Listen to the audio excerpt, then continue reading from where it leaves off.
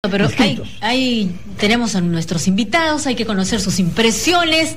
Es el 36,1% de actas escrutadas de manera inicial. Nos acompaña en estos momentos, por favor, Fernando, si me puedes ayudar. Un político y dos politólogos. Un político que es nada menos que el presidente del Partido Popular Cristiano, doctor Raúl Castro, y dos politólogos, uno de la Universidad Católica, de la Escuela de Ciencias Políticas, director de esa escuela, señor Carlos Salza, y el señor Carlos Fernández Fontenoy, de la Escuela de Ciencias Políticas de la Universidad Jesuita Ruiz de Montoya.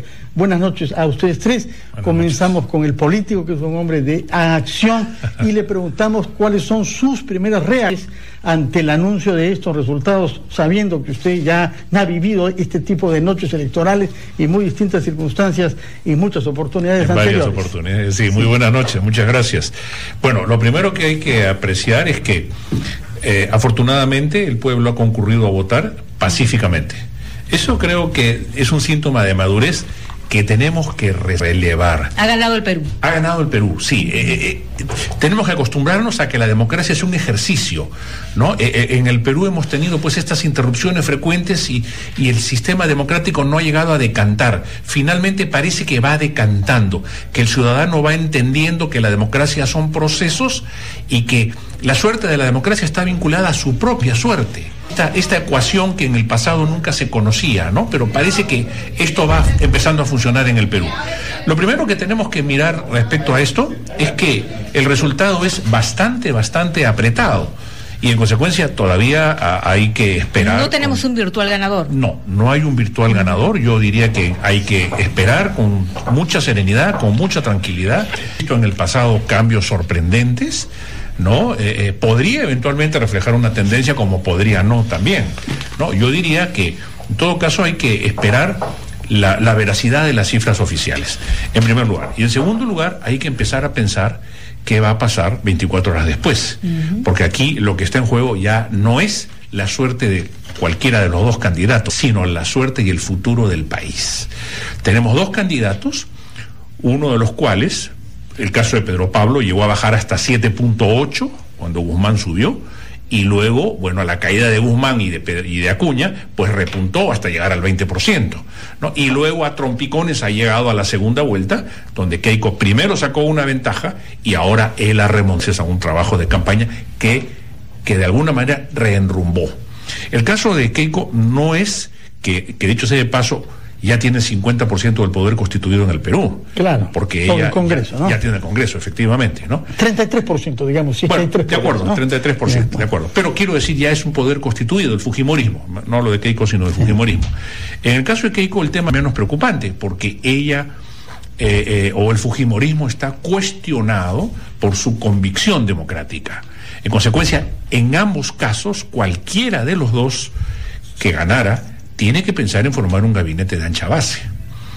Y no deberían ninguno de los dos rechazar la posibilidad de invitar al otro a formar parte de su gabinete. O sea, que muchos se hacen, ¿no? Si gana PPK, ¿el fujimorismo lo dejará gobernar? Bueno, es que yo lo que ahí tengo que mirar con ojos de peruano, que no es ni fujimorista ni PPKucista, es el bienestar del país. Y yo creo que ahí lo que tiene que haber en primer lugar es un gesto del que gane, de invitar al otro a formar parte. También tenemos a Verónica Mendoza, que va a decir, bueno, gracias a mi apoyo. Y ese es un interrogante sobre su comportamiento en el próximo Congreso. ¿Qué va a hacer Verónica Mendoza en el Congreso si Pedro Pablo gana? ¿Va a hacer oposición con el fujimorismo? ¿Qué es lo que ha dicho ella por ahora? No, en todo caso, dejamos planteada la pregunta de qué cosa significaría en un gabinete de ancha, es decir, cuán ancha puede ser esa base. Nos lo va a explicar más tarde. Saludo, entre tanto, la llegada a nuestra mesa del doctor Alfredo Ferrero, que es un analista, pero que ha sido ministro de Comercio Exterior. Se le conoce por su compromiso, sobre todo por los TLC que se lograron firmar durante su gestión hace ya algunos años. Retomamos entonces el orden en que nos previsto esta conversación y le preguntamos a Carlos Salza reacciones ante lo que sabemos hasta ahora de los resultados electorales. Sí, bueno, en primer lugar creo que hay que concordar, ¿no?, en esta importancia que tiene el pasar a un cuarto proceso electoral democrático, en el que el ciudadano tiene garantizado su derecho a votar, en el que además hemos visto un proceso electoral en relativo orden, ¿no?, dificultades propias de un proceso electoral, pero en el que creo que avanzamos hacia la convicción de que hay una población que sabe que tiene que ir a votar, va a votar, no solo aquí, en el extranjero también, y que forma parte de un proceso político contencioso, tenso. Yo diría que hemos tenido un proceso electoral bajo estrés profundo, no termina además una campaña agresiva. Una campaña dura, agresiva, ¿no? Pero agresiva, pero toda campaña electoral es contenciosa, es de competencia, ¿no? Ciertamente en algunos momentos creo que han habido algunos excesos. La última semana ha sido dura, pero producto también de este momento en el que hay que decidirse, además, ojo, entre dos posiciones económicas que más o menos en algún momento parecían similares, o sea, había que votar entre derechas. Y ese es un elemento adicional que vemos en la mesa, y es que creo que también es muy valioso reconocer que hay un proceso de reflexión, de valoración, de evaluación por parte de la población que ha terminado decidiendo y cambiando rumbos de las cosas en los últimos días, y que efectivamente lo tiene que hacer además en un modelo en el que no estamos hablando ya de derechas e izquierdas, estamos hablando de otros elementos de valoración. Ha ganado en Cajamarca. Ha ganado en Cajamarca, y Keiko ha ganado en Ayacucho. Y en Ayacucho ganaba, creo que en frecuencia, ¿no? Incluso también el gobierno regional, alcaldía. Y hay algunos por allí en donde ganó, bueno, me decían que en Madrid había ganado Keiko antes y que ahora ganó PPK. Pero ¿cómo interpretas que PPK haya ganado en Cajamarca pese a la invocación de Goyo de que voten en blanco y viciado? Nuevamente, porque creo sí que estaba mucho en esto hace un momento y conversaba con algunas personas, cajamarquinos algunos, y me decían, claro, es que el voto no tiene que ver hoy día solamente con un asunto de modelo económico, sino que tiene que ver con otro tipo de valoraciones que tienen relación directa con la institucionalidad democrática, con los derechos humanos, con la corrupción, que son elementos adicionales en esta campaña en estos últimos días que creo que han sido valorados.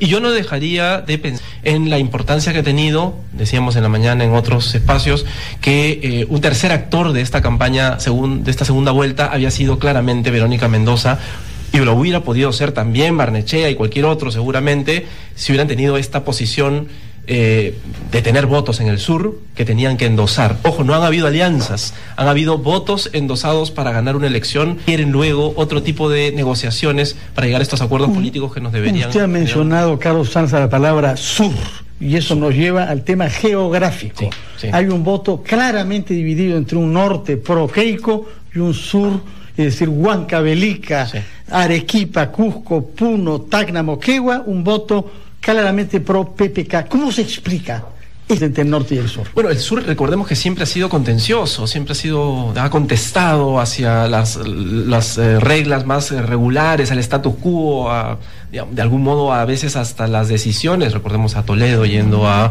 Arequipa a iniciar los procesos de privatización. Muchas veces protestaba, esto lo digo sobre todo por mi cariño por los arequipeños, para que se respeten las reglas. Las reglas, sí, por supuesto. No tanto contra las reglas. No contra las reglas, pero sí contra los modelos que se le querían precisamente imponer, y entonces ha habido una reacción permanente. Yo creo que hay una valoración allí nuevamente hacia otros elementos que están en el debate y que no aparecen tan aparentemente claros en la discusión, pero que tienen que ver con esto, con la institucionalidad democrática. ¿Por qué es que PPK tiene 70% en Moquegua y Tacna y Keiko Fujimori casi 70% en Tumbes, en La Libertad? Yo creo que hay que leer el mensaje claro en una competencia en la que estamos ante dos personas que representan un modelo similar. Ya no es la discusión sobre el modelo.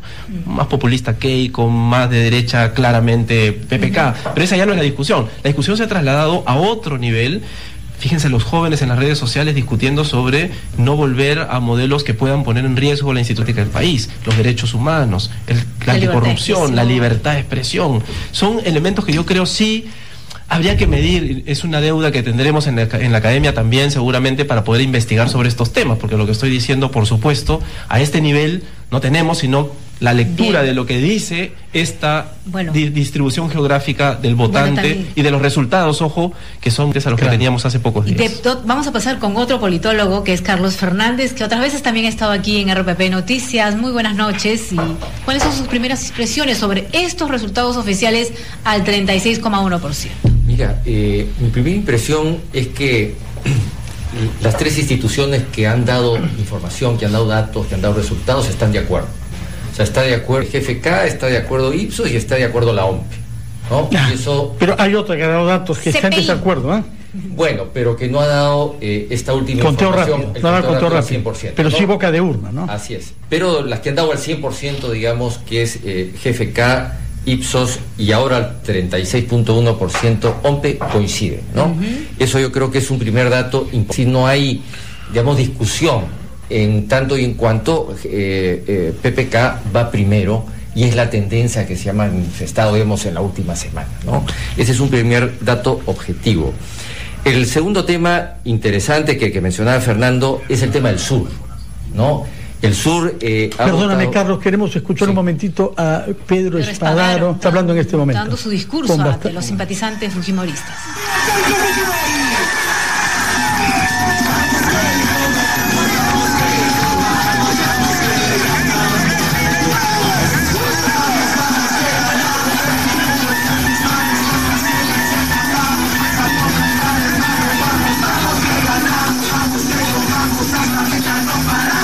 Bueno, esperaremos unos instantes quizás a que Pedro Espadaro retome el lenguaje. Entre tanto, están festejando. Carlos, adelante, por favor. Sí, respecto al sur, decía, Arequipa es un departamento especial, como todos sabemos, ¿no?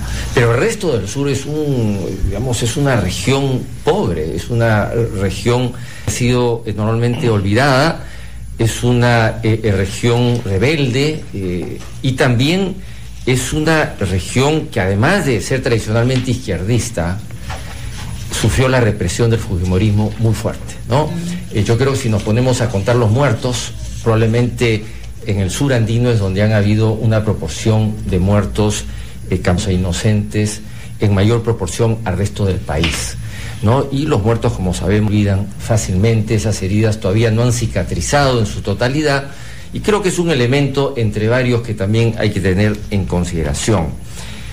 Yo quería resaltar también el tema de la corrupción, de la delincuencia y del narcotráfico, que fue un tema que empezó con la campaña, sobre todo en relación a Alan García. Mostró el tema de los narcoindultos, empezó a entrar el tema de narcotráfico, los narcopartidos. Que lo afectó muchísimo. Que lo afectó y lo hizo caer, ¿no es cierto?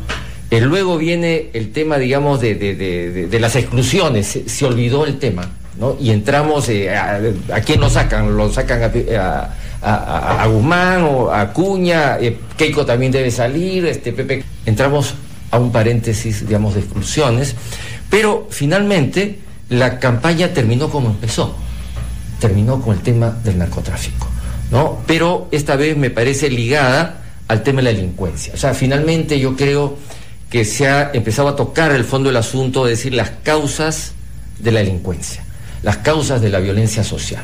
Dos ejemplos muy pedagógicos, que es el de Trujillo y el del Callao, como dos ciudades, especialmente el Trujillo, que era una ciudad muy tranquila, y de repente al instalarse pues 3 cocinas de cocaína, se convierte en la ciudad más violenta del Perú, con más algunos delincuencia. Sicarios y algunos falsos sindicatos de construcción civil también. Así es, ¿no? Y la capital de la extorsión del Perú, y ese es el que se está expandiendo por el Perú.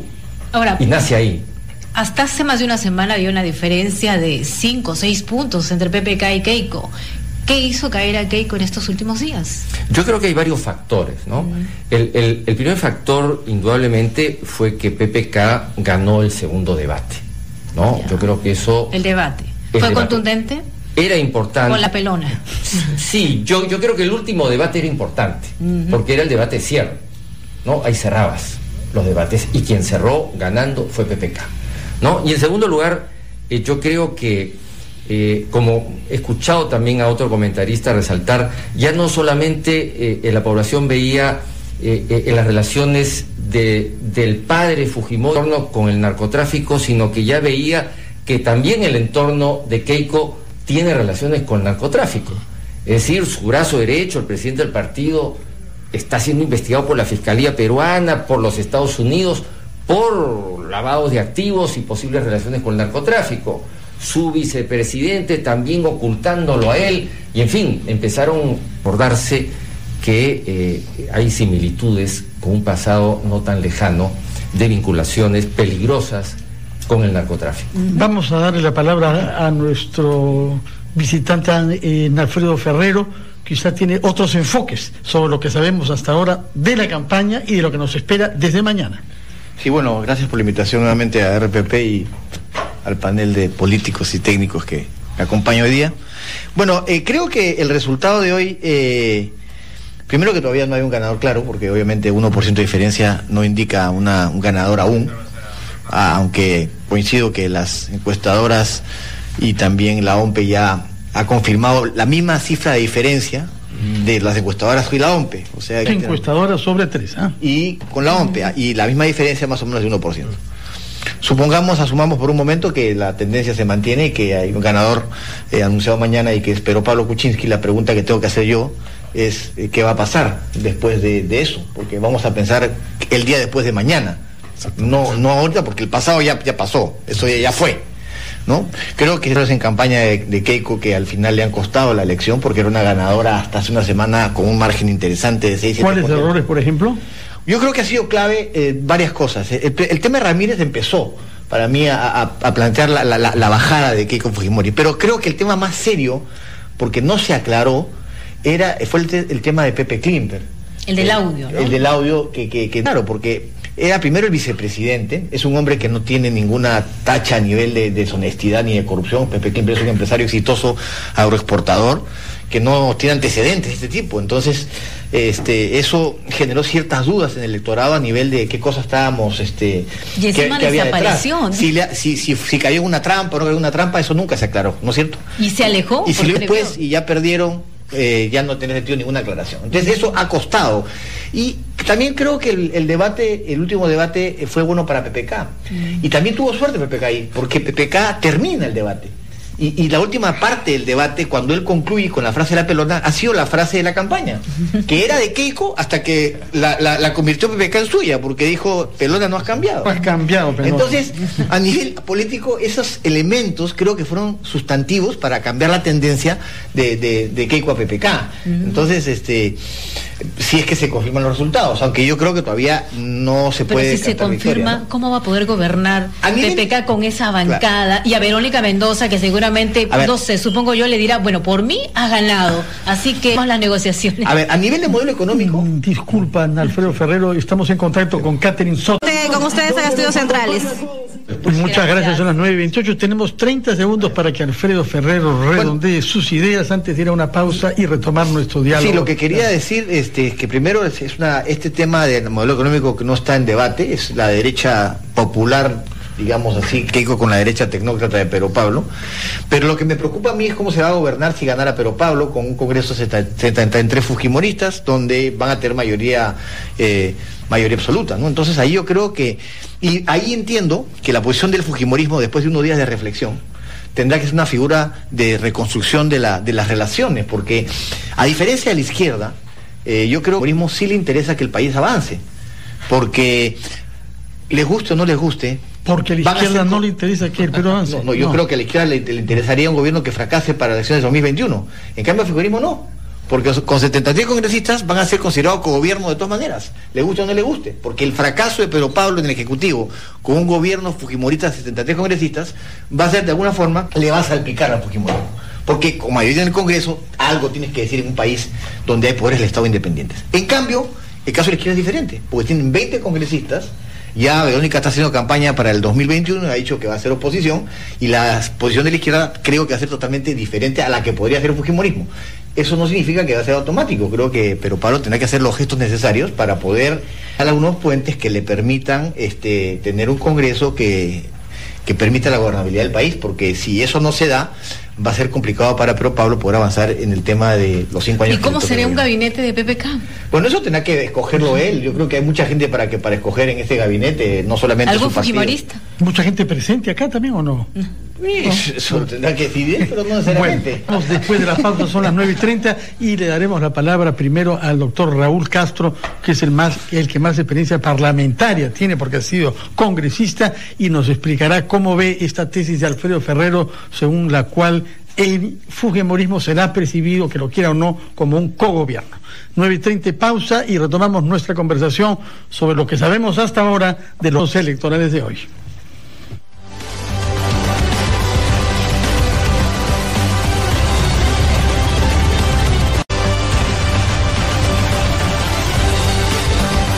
Son las 9:36 y estamos conversando con dos políticos, si es que me lo permiten decir, y dos politólogos sobre lo que sabemos de los resultados electorales y las perspectivas que se abren para formar consenso, formar gobierno y que ese gobierno sea eficaz tras objetivos nacionales. La palabra la tiene el señor Raúl Castro, presidente del Partido Popular Cristiano. Gracias, Fernando.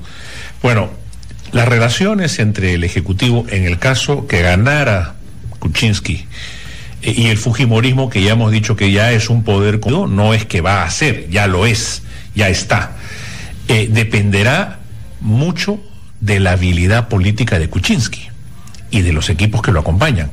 Si Kuczynski no tiene la flexibilidad y la capacidad de apertura y de convocatoria, pues la va a tener muy, muy complicada, muy complicada.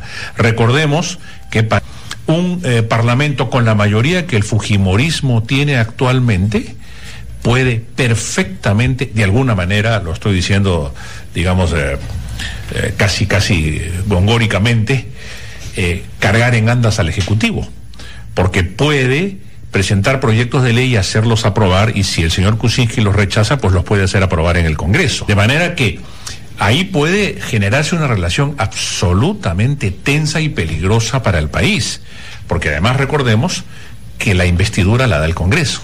De manera que ahí la habilidad y la posibilidad de que cualquiera de los dos que gane tienda puentes es absolutamente necesaria. Ahora, e imprescindible. Va a tener, como lo señala usted, que lidiar con una amplia mayoría de fuerza popular. Uno de los puntos o un tema que podría darse, ¿no? Un hecho que podría darse es que PPK le dé arresto domiciliario al expresidente Alberto Fujimori. Eso podría ayudar porque PPK en un momento no lo descartó. Así es, efectivamente, ¿no? Es que en la política los gestos son muy importantes, ¿no? Hay veces los gestos son más importantes que los hechos mismos. Y efectivamente ese podría ser un tema, no hay que descartarlo. Si es que, reitero, Pedro Pablo demuestra habilidades políticas y oficio político, que hasta el momento en buena cuenta no lo ha demostrado. No, dependerá ya de la gente alrededor y de la capacidad que tiene para entender el momento político que está viviendo. En cuanto al fujimorismo, yo creo que si en caso perdiera definitivamente Keiko, creo que sí va a haber un periodo en que va a haber que usar mucha árnica para que ellos puedan ser susceptibles a invitaciones o a las convocatorias de Pedro Pablo Kuczynski. Creo que la campaña ha sido absolutamente hepática, populista, de agravios mutuos. Sin embargo, esto nuevamente dependerá de la madurez de los líderes de ambas agrupaciones. Para mí no son todavía políticos constituidos, pero sí son agrupaciones importantes que esperamos prosigan un camino de institucionalidad que pueda hacernos prever en el mediano plazo que son partidos absolutamente institucionalizados. De manera que hay mucho pan por rebanar todavía. Bien, bueno. Vamos a ir directamente a los búnkers de los dos candidatos, porque estamos hablando de ellos. Comenzamos con Walter Ney en el Hotel Meliá, que se ha convertido esta noche en el búnker de Fuerza Popular. Walter, te escuchamos. Y Fernando. Muchas gracias, Catherine, por esta información. Señor Carlos Salza, Raúl Castro parece que no tiene mucha confianza en la habilidad demonedora de PPK, dice que no ha dado muestras de ella hasta ahora, pero PPK mismo dice que cuando fue primer ministro pudo hacer comer juntos a perro, pericote y gato, y citan algunos ministros de izquierda, incluso recordó el sobrenombre de uno de ellos, Cochebomba, Lynch, ¿no es cierto? Pero mencionó también a otros casos como Sota Nadal y Cecilia y otra ministra.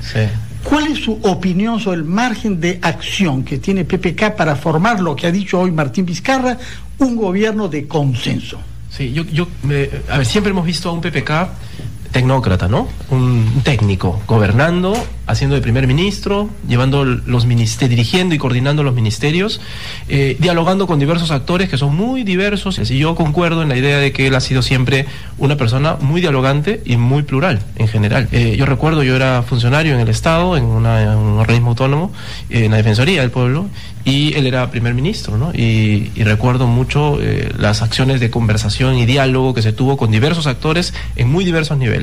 Por supuesto, con posiciones muy claras, mucha inversión privada, un manejo de los conflictos no tan bueno, y digamos, el sacrificio de tales y de temas indígenas, el proyecto Camisea, los proyectos mineros, en fin, petroleros. Pero es cierto que yo también creo que PPK tampoco ha estado tan alejado del fujimorismo. Y recordemos que los procesos que se han realizado normalmente, contenciosos, agresivos, recordemos el caso de Lourdes Flores con Susana Villarán, luego se fueron a comer un ceviche terminada la elección. Y eso, digamos, y luego Lourdes misma le tendió los puentes y ella también, y se dijeron juntas: vamos, esto fue la campaña, ahora veamos adelante, y se siguió con el proceso. Claro, luego vino la revocatoria, eso es otra cosa, y no sabemos ahí qué pasó después. Pero por lo menos el PPC aparentemente estuvo siempre claro con el asunto de que no apoyaba la revocatoria inicialmente. Entonces, oficio político. Entonces creo que aquí viene un proceso, día después de mañana que mencionaba el doctor, por supuesto, creo que vienen los procesos de negociación, pero hay que tener mucho cuidado. Yo nuevamente llamo a leer los resultados de las elecciones. Que no gane Keiko en una elección como esta implica una valoración más allá del asunto económico exclusivamente y de la gobernabilidad económica del país. Hablamos de la gobernabilidad política, de quien le ha dado votos a PPK, no haya un cogobierno con Keiko Fujimori, sino para que efectivamente negocie, llegue a concertaciones en casos específicos y por supuesto logre a través de sus congresistas, los 73, las negociaciones suficientes para aprobar las leyes que necesita para seguir gobernando, o para que no le aprueben las leyes que le impidan gobernar, porque al final el Ejecutivo finalmente gobierna por decreto cuando le dan facultad, y gobierna por decreto supremo en base a lo que las leyes dicen, y las leyes son aprobadas por el Congreso y te tienen que dar facultades para eso. Y entonces ese nivel de negociación, y es cierto, tiene un as bajo la manga el asunto Fujimori. ¿Qué hago con Fujimori? Y eso puede ser un espacio de negociación interesante. Pero además hay un espacio de congresistas. El fujimorismo tiene por lo menos un congresista en cada región. Y muchos de ellos no son necesariamente, no homogéneo, decía yo, sino que el fujimorismo tiene mucha heterogeneidad también. ¿Cuánto un buen ministro de Economía puede negociar proyectos de inversión, presupuesto, relaciones fiscales con las propias regiones? Y por lo tanto muchos de estos congresistas quizá puedan estar en disposición a dialogar, sentarse y conversar con un gobierno nuevo. Pero ¿te imaginas a Keiko pidiendo a PPK que se le dé arresto domiciliario a Alberto Fujimori? Yo creo que en realidad eso va a ser un tema de negociación y de cuidado. Yo creo que el fujimorismo va a tener que evaluar en algún momento si es que hace ese tipo de pedidos expresos. Podrían ser negociaciones que finalmente no sean tan públicas, pero que finalmente lleguen a algún tipo de acuerdo, porque pienso que, y bueno, lo han dicho además, que hay en el fujimorismo, en los congresistas, varios que piensan que no solamente debe darse el arresto domiciliario, sino que además debería ser liberado, indultado y libre de toda culpa. Entonces, el fujimorismo no es homogéneo. Creo que el espacio de negociación para PPK, que además tiene sus puentes de mucho tiempo ya tendidos con el fujimorismo, llegado el Diana, todos se olvidan de los ataques y de haberse dicho pelona en el discurso y en el debate, y se vuelven a sentar a conversar, y si hay algunos que están más cerca, justamente eran PPK y Fujimori. Carlos Fernández, si es que comprendí bien lo que ha dicho Carlos Sales y su ciencia politológica, se trata de un billar a tres bandas, de la parte de PPK. Por una parte con el fujimorismo, y por otra con los de izquierda que habrían permitido su elección. Sí. Yo creo que es un poco más amplio el juego, ¿no? No podemos olvidarnos al APRA, ¿no? no podemos olvidarnos Alianza por el Progreso y tampoco Acción Popular, aunque tengan un poco menos de de escaños, pero que también suman, digamos, ¿no? Yo tengo una mirada optimista por varias razones respecto al Congreso y las posibles alianzas. Yo concuerdo contigo, Fernando, en que existen muchas posibilidades, digamos, de llegar a acuerdos en el Congreso. No hay solamente una ruta, una forma de hacer las cosas. A mí me da la impresión que este Congreso, por ejemplo, es más maduro que el anterior. En este Congreso hemos visto que las bancadas han sido capaces de consensuar y apoyar leyes importantes para el país. Es decir, eso no se veía antes. En segundo lugar, Keiko, y habría que creerle, digo yo, ha prometido en toda su campaña que si llegaba al poder, ella iba a gobernar por consensos, que no se iba a imponer. Gane ella o no gane ella, supongo que va a mantener esa idea, ¿no? Y si consenso es gobernar poniéndose de acuerdo, digamos, la única diferencia es que no ganó ella, pero seguirá con la idea de que hay que consensuar como una forma de hacer política y tomar decisiones en el Congreso. En tercer lugar, yo creo que hay una serie de relaciones políticas importantes entre los líderes de PPK, o sea, digamos, de Peruanos por el Cambio, versus partidos políticos, ¿no? En primer lugar, por ejemplo, Meche Arauz ha sido candidata a la presidencia por partido aprista. Fugazmente, ¿no? Fugazmente, pero es una relación, digamos, importante que ha tenido con el partido aprista, una proximidad, digamos... Como ministra, sobre todo, sí. Bastante cercana, que le permite, digamos, un nexo de comunicación con una bancada de 5 personas que tuvo votos. En segundo lugar, Vizcarra, en los últimos días, nos ha dicho que hace un año Keiko lo llamó para ver si se podía integrar de alguna manera en su bancada. Pero lo cual antes de conocerse las denuncias, luego aclararon, ¿no? Bueno, al principio de la pre-campaña. Ese es otro detalle, ¿no? Pero digamos que Keiko seguramente pensó que era una persona valiosa, ¿no? Con la cual ella se sentiría orgullosa de tenerla en su grupo. Entonces, digamos que ahí también hay una relación, han habido conversaciones, han habido aproximaciones. En tercer lugar, PPK cuando gobernó con Toledo, ¿no? Hay que recordar que gobernó con varios miembros que hoy día son la mayor del Frente Amplio, de izquierda de Verónica Mendoza. Por ejemplo, Óscar Dancourt, uno de los economistas más importantes del grupo de Verónica Mendoza. En el Banco Central. Fue presidente del Banco Central de Reserva con PPK de ministro. O sea, gobernaron juntos. Ya fueron cogobiernos, si quieres verlo de alguna manera. Pero lo mismo podemos decir del otro economista más importante y líder político del Frente Amplio, que es Pedro Franque. Pedro Franque estuvo y gobernó con PPK en el gobierno de Toledo y fue presidente de Foncodes, si mal no recuerdo. Usted es de Toledo. Bueno, no tiene que coincidir, en todo. Gobernar o cogobernar es como mucho, pero funcionarios sí fue. Claro. Gobernaron juntos. Gobernaron juntos en el mismo gobierno. Y en tercer lugar, ya se mencionó a Nicolás Lynch. Entonces... que no es del Frente Amplio. Que no es del Frente Amplio, pero que ha apoyado, me parece, también al Frente Amplio.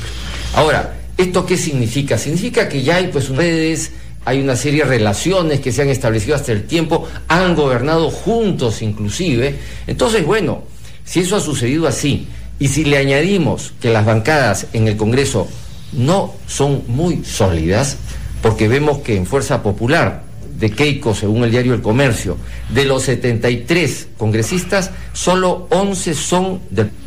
Quiere decir que 62 no son del partido, son independientes. Y lo mismo podemos decir Frente Amplio. De los 20 escaños que tiene Frente Amplio, solo 4 son del partido. Pero son varios partidos ahí, y son frente, justamente. Sí, ¿no? Pero digamos, son creo que 5 partidos son militantes, ¿no? Hay solamente 4 afiliados Frente Amplio, y solamente el APRA y Acción Popular tienen votos. Ahora, en relación a Acción Popular, digamos, el presidente de Acción Popular ha mencionado su apoyo a PPK.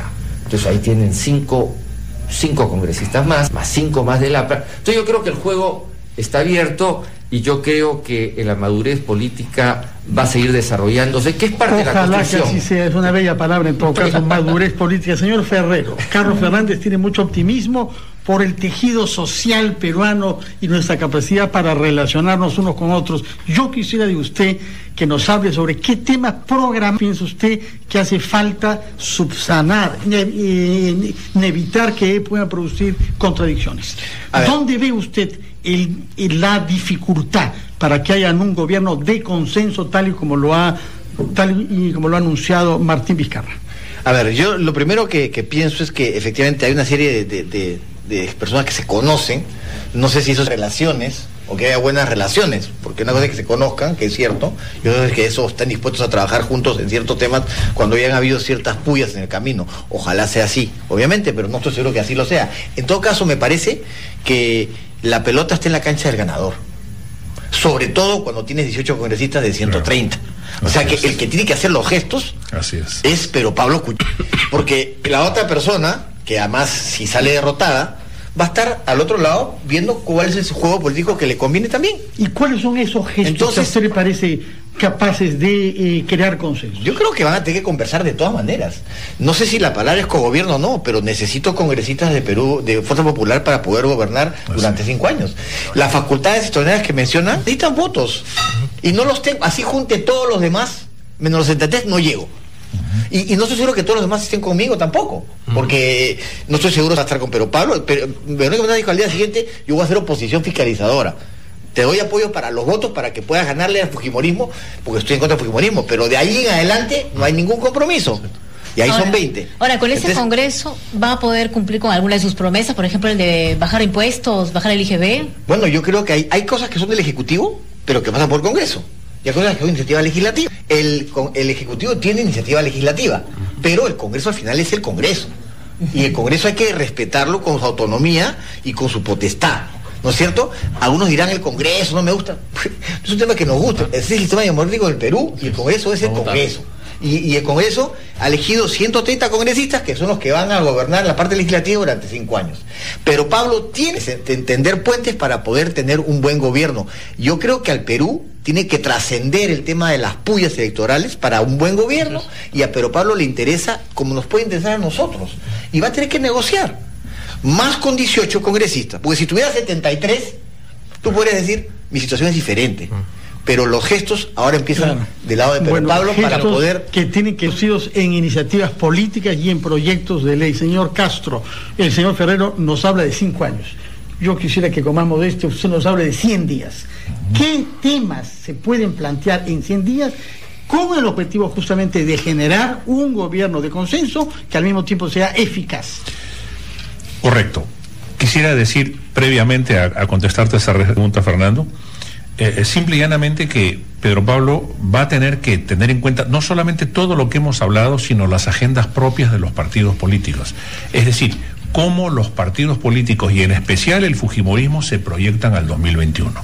De manera que cuando yo decía no tiene oficio es porque tenemos este tipo de negociación.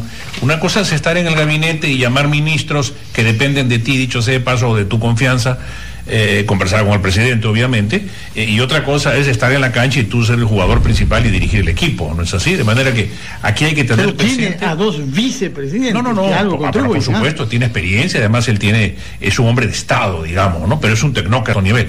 El tema es que en este tipo de situación no lo conocemos todavía, por lo menos. Esperemos que el equipo que tiene responda. Eso es en primer lugar. En segundo lugar, yo creo que sí hay agendas importantísimas que hay que conversar.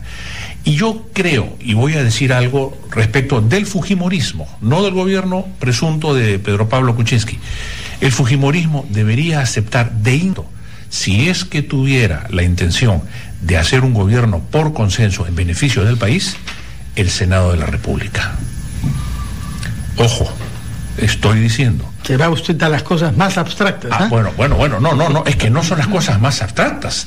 Es que tendría que legislarse un Senado de la República para convocar a un proceso electoral de aquí a 1 año y medio, Fernando, precisamente para establecer una nueva condición política que no tenga al presidente cautivo en Palacio de Gobierno de una mayoría parlamentaria. ¿Y los fujimoristas cree usted que se podrían comer el sapo de perder su mayoría parlamentaria? Bueno, pero es que ahí está precisamente la capacidad que tendría que tener el gobierno y la capacidad de renuncia que tendría que tener el fujimorismo. Si el fujimorismo tiene convicción democrática... Capacidad de renuncia, eso conozco poco entre los políticos. Bueno, pero sí, pues, en fin, usted conoce más que yo. Pero la tuvo Luis Bedoya Reyes en la Asamblea Constituyente con Aya de la Torre, y así en varios ejemplos históricos que hay. Esos grandes ejemplos se han seguido. Nos quedan pocos segundos. Carlos Salza, palabras finales antes de darle la palabra a sus dos compañeros. Creo que no, en este tema de agendas no hay que olvidar que efectivamente hay que negociar con un fujimorismo que son 73, hay que negociar con estos otros partidos que son más pequeños, pero que están en el Congreso.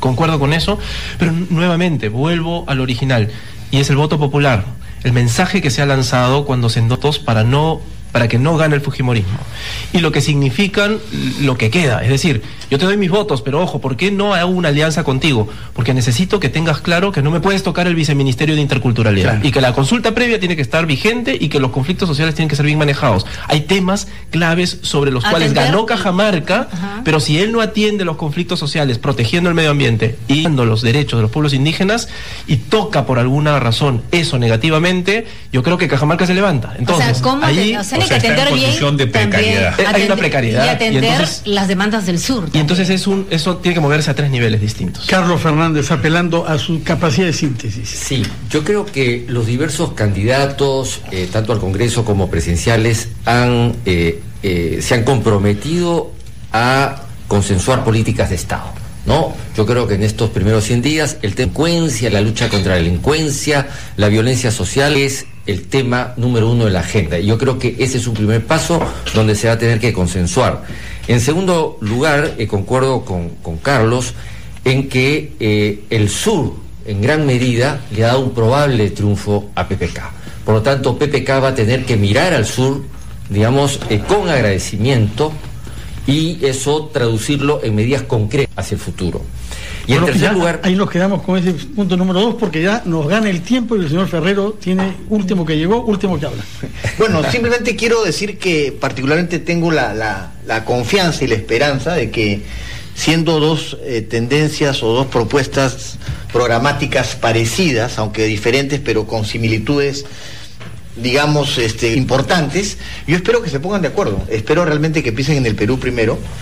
Confío solamente en dos bloques. Usted te excluyen a todos los otros bloques. Lo que pasa es que creo que los demás bloques, los demás bloques, Acción Popular y el APRA, pueden estar en la misma tónica, y de repente le quieran uno, pero yo me refiero acá a los dos bloques que son el Ejecutivo y el Legislativo. Y acá no es que quiera excluir a los demás, sino que lo concreto es que hace estrategia de Fujimori, que son mayoría, y tengo 18 de Pedro Pablo, y con ellos dos tengo casi 100 congresistas. Entonces, esa es mi realidad. Pero yo confío en que Pedro Pablo, que es un estadista, que es un hombre inteligente, y que además sabe que está, digamos, tendría al presidente en una etapa importante de su vida, donde realmente no habrá muchas más posibilidades, sea capaz de convocar un programa de consenso. Y creo que Keiko tendrá que ver también su futuro político, porque tiene 41 años. En la elección no termina, Keiko no termina con esta elección. Ella volverá a postular en las próximas elecciones. Eso lo sabrá ella, pero tiempo... ¿Qué cree? No, tiempo tiene 41 años. ¿Podría competir con Kenji? Bueno, eso es el problema de ellos. Pero lo concreto es que el Fujimorismo hoy día tiene 73 congresistas, y hoy día seguramente lo van a llamar para conversar, para tener gestos, y yo espero que los dos se pongan de acuerdo por el bien del Perú, para que estos 5 años sean muy buenos años para nosotros. Sí, en todo caso, acá seguiremos pensando bien el bicentenario. ¿Y qué hacemos con el señor Ramírez? ¿Ya el Fujimorismo tiene que alejarse de él? Bueno, el señor Ramírez yo creo que ha sido uno de los responsables de esta situación, porque hasta que salió Ramírez y después los eventos siguientes, Keiko tenía una ventaja de 6-7 puntos que se ha visto reducida sustancialmente. Pero ella no le quitaba el respaldo. Ese es un tema del fujimorismo del cual yo no me voy a meter, pero lo que yo sí creo es que Pedro Pablo tiene que tender puentes, tiene que pensar en el Perú, y que Keiko debe, por un momento, después de unos días de reflexión, pensar qué es lo que le conviene políticamente a ella y qué le conviene al país. Si Keiko pierde y quiere pensar en el 2021, tiene que ecualizar el poder y para eso tiene que crear el Senado. Estoy de acuerdo, que tiene que pensar en el Perú y estoy de acuerdo que lamentablemente yo soy mucho más concreto que usted. Pienso en la hora, son las 10:02, tenemos que parar acá, pues una vez conversaremos sobre y mañana esperar más resultados de la OMP. Muchas gracias por su presencia y mañana sintonizaremos desde temprano RPP para ver nuevos avances en los resultados que nos ha prometido el señor Mariano. Hay que esperar Cucho, con calma, con OMP. prudencia, es lo que ha dicho el señor Cucho, y hay que cumplir. Bien, no termina la jornada, pero hay que despedirnos de nuestros invitados, Fernando. Así es, muchas gracias por su presencia acá, tanto a los políticos como a los politólogos. Buenas noches. Buenas noches. Nuestros invitados, Fernando. Así es, muchas gracias por su presencia acá, muchas gracias por su presencia acá, muchas gracias por su presencia acá, muchas gracias por su presencia acá, muchas gracias por su presencia acá.